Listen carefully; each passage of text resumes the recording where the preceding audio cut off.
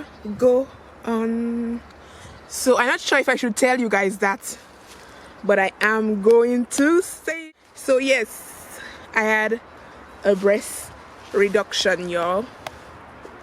I had a breast reduction. So listen, when I was 9-10 years, I started having breasts, and it was the worst time of my life. So what happened is that once my breast started growing out, I decided to take a cloth, or you know those things what those tomboys used to use, or they still use to flatten their breasts. Well, I used to take things like that and try to flatten my breast because I just couldn't stand having breasts. I was feeling like I was growing too fast, and I was feeling so uncomfortable, and seeing how I was always wearing my father t-shirt and freely walking freely with stress-free, breast wasn't in my projects at all. So listen, growing up, my breasts was starting to get more and more heavier.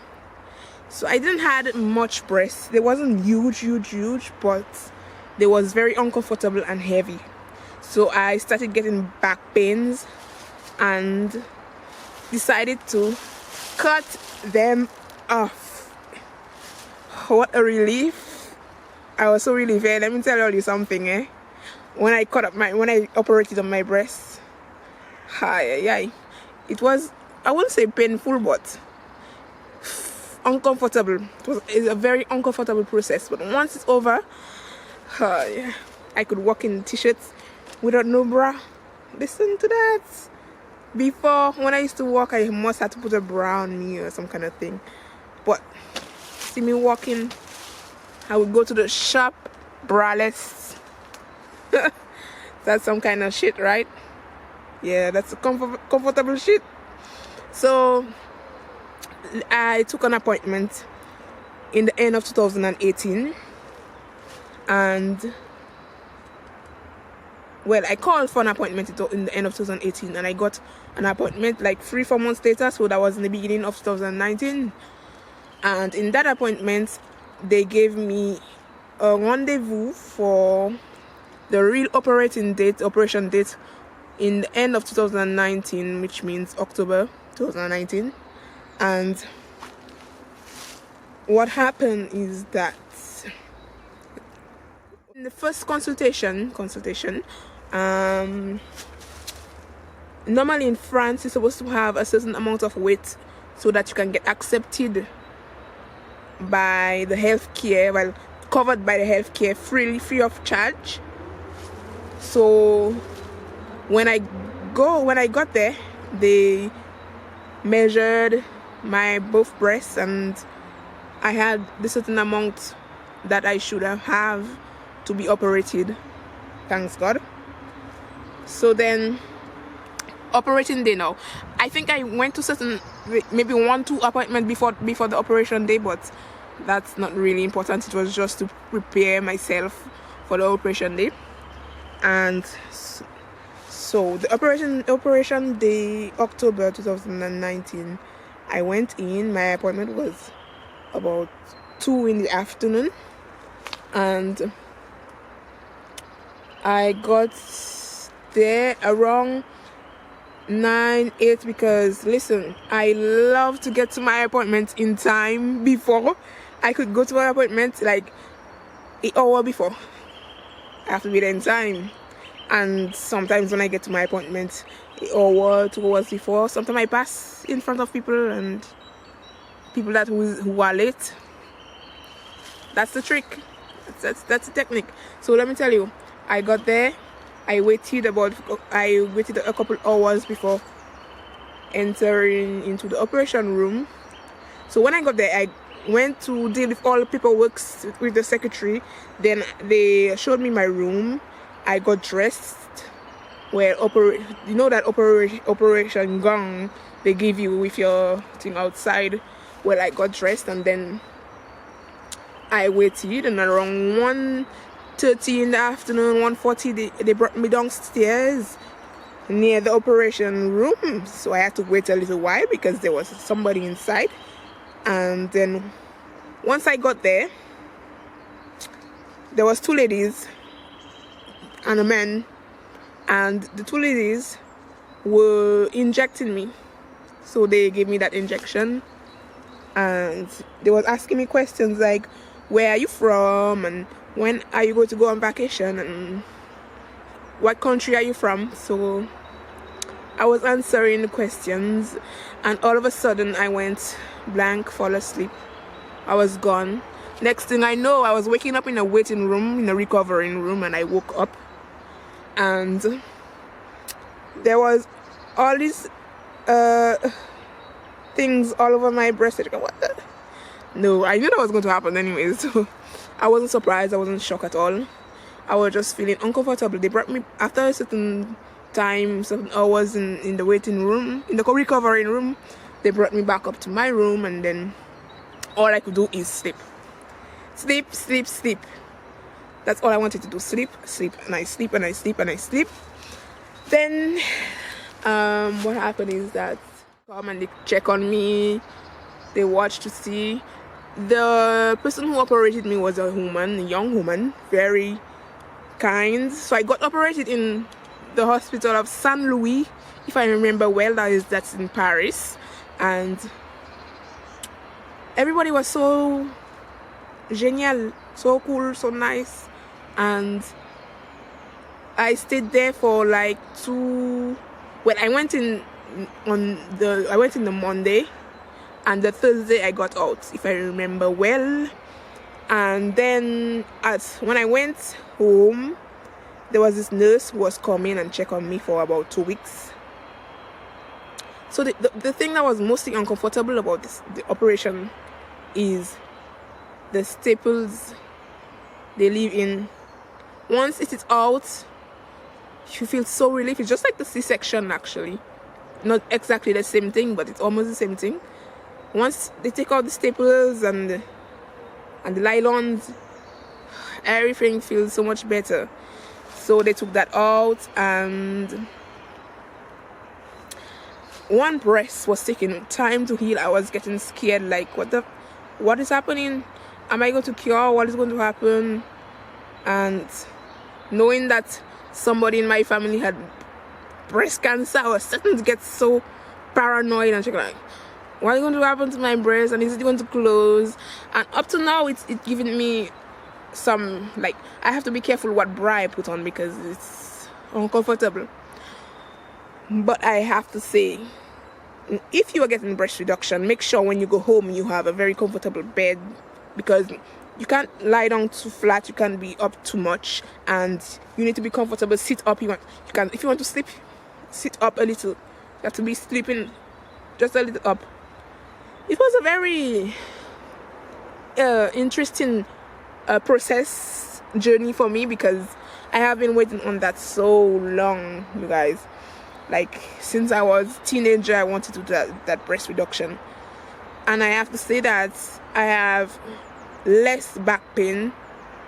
I still have a little pain, that's not going to stop it, but that it is a big relief for me, big relief for my back, obviously. Yeah, you can see that. And the bra size, let me tell you, I can go into a store now and get a bra that can fit me. That's the shit right there. If you can go into a store and get a bra that fits in you, that's paradise. I know some of you out there have that problem, going to a store and there isn't any bra that can fit you. What the hell? Who are you people making bra for? I know. So let me tell you now, I can walk in t-shirt without bra. I have to repeat myself. So when I went home, there was nurses who came for 2 weeks, as I said, and then like a month after, I went back to the hospital to get a checkup, to take out nylons and staples, whatever was there. That was a good thing, a good relief. And I had an next appointment like a month after. and I didn't go back because honestly it was really far from my home. But everything, thanks God, everything went well, so I don't really regret not going back.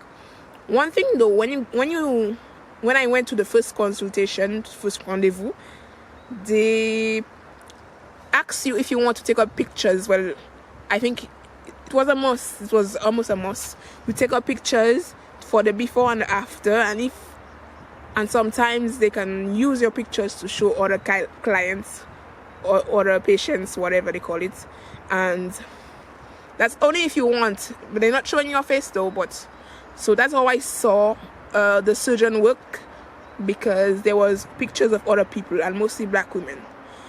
So if you're a black woman and you're going to take out of your breasts, first thing they explain to you is that you might have a lot of black spots, black areas.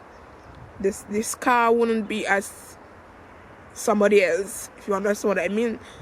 It will be dark, very dark. So they was repeating that in my mind. I was like, doesn't matter, all I want is less breasts and less pain in my back. So if you really want to, go ahead. After, it's your choice. I don't regret it at all. But I had a child like 6 months ago, so obviously my breast gained a little more weight, but don't worry, it will go back down. When I operated, my breast was so small.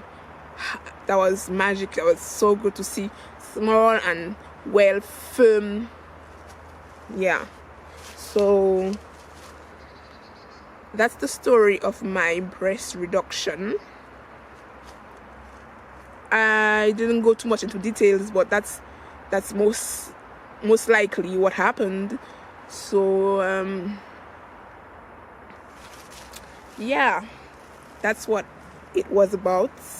And I think I'm going to, well, right now I'm in the park, in the wild nature, in the forest. I love to take walks in the forest when I can. And now the sun is starting to come out a little, and I feel to walk about. So my son is over there walking somewhere. Let's go and see what he's doing. Let's go.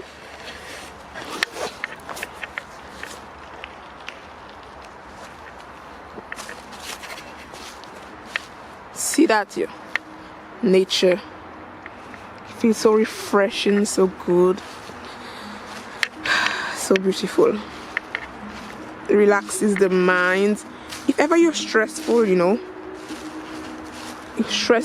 in the house, just go and take a walk outside. Go and take a walk outside, man. Go and walk by the river. Go and take a fresh,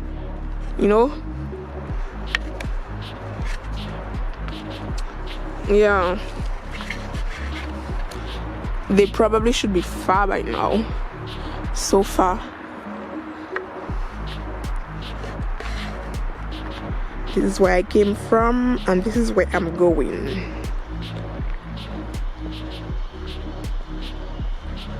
So I haven't vlogged for a while, and that's because I didn't have a good camera. I was using my phone, but I didn't think it wasn't how I want it to be. And I have to say as well that I get intimidated when people are staring at me with a camera in my hand. Not that I really care, but it mostly happens when people close to me is near me. But I would film outside around strangers, but when it's somebody that I know is next to me, I feel very awkward. Why? Is because, okay, so if you know me, I came from Dominica. I was born and raised in Dominica, And in Dominica we speak English very broken. I'm not saying we cannot speak proper English. I'm saying we choose to speak broken English, and most times I don't know. Well, I feel awkward speaking proper English. It's a very uncomfortable thing sometimes, and speaking proper English is normal. It's very normal. So it's my choice. So now and then I will speak like Dominican, and I'll speak proper English. I'll speak whatever and however. And some people might feel like, who she yanking for now? What she talking about? Why is she talking like that? Honestly, I wouldn't say I don't care, but I'm starting to not care, because if you want to start a YouTube channel and there's people from all over the world watching you need to speak a little better now and then. You need to speak properly so that people can understand what you are saying. So, yeah,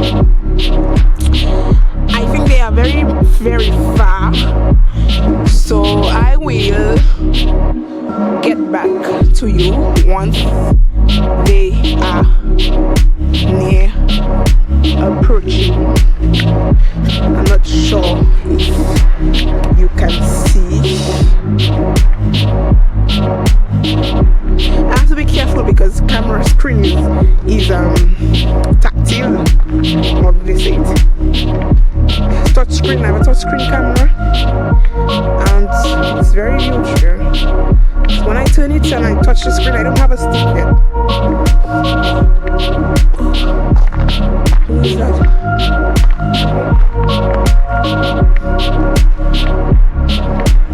I like forest, but sometimes does that place look scary?